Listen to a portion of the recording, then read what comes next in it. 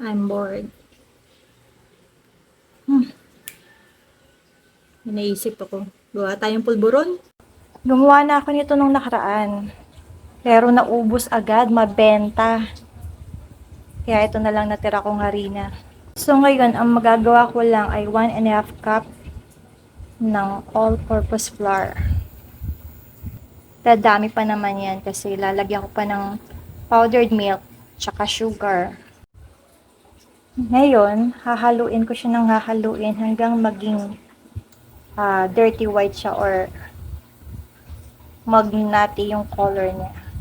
Madali lang gawin tong pulburon. Pero, matrabaho. Kasi hindi siya pwedeng iwan. Kailangan halo ka ng halo. Kundi masusunog, hindi magiging pantay ang pagkakaluto.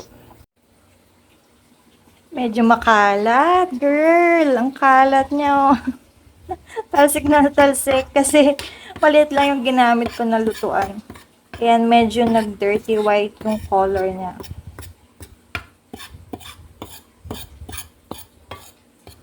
Nag-iba na yung kulay niya. And then yung pinaka-heat niyan, super low lang. Number 2 lang yung heat. Tapos, lalagay ko na yung ½ cup of powdered milk. Continuous mixing. Kalat, girl, oh.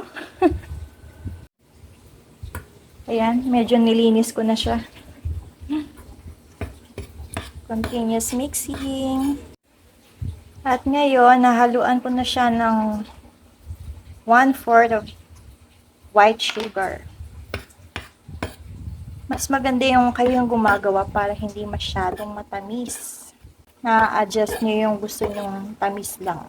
Medyo ito-toast lang natin yung mixture. Ngayon, lalagay na natin ang butter. Usually, pinapatunaw ko yung butter, pero dahil ito ay tinamad version, lalagay ko na lang yan dyan. Nabitin ako dun sa una kong ginawa. Naubos agad, girl. Kaya, gagawa ulit ako to satisfy my cravings.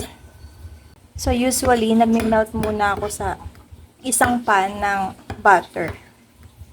Or pwede ka rin naman mag-melt sa microwave ng butter bago mo ilagay dito sa mixture yung butter. Pero dahil nagmamadali ako at crave na ako, yan, dinerecho ko na siya. Parehas lang din naman yan, girl. Diba? At syempre, dahil ito is special para sa aking cravings at buong family, nilagyan ko ng dinurog na cashew. Medyo may buo-buo pa yan para meron tayong makakagat na cashew. Syempre, dahil special talaga, lalagyan pa natin yan ng cacao from Biliran Leyte. At hahaluin ko lang din yan ng maayos. Pagkatapos ko haluin, nagupit na ako ng cellophane para sa ating pangbalot. At nag-mold. Ayan, gumamit ako ng pulveron molder.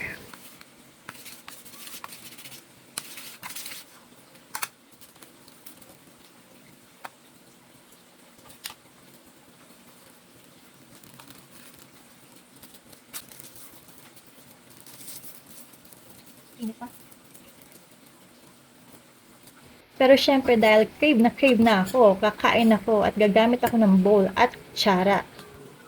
O diba, ang dali lang gawin. Iniisip ko nga mag-business nito pero parang sa amin palang buong pamilya, kulang na.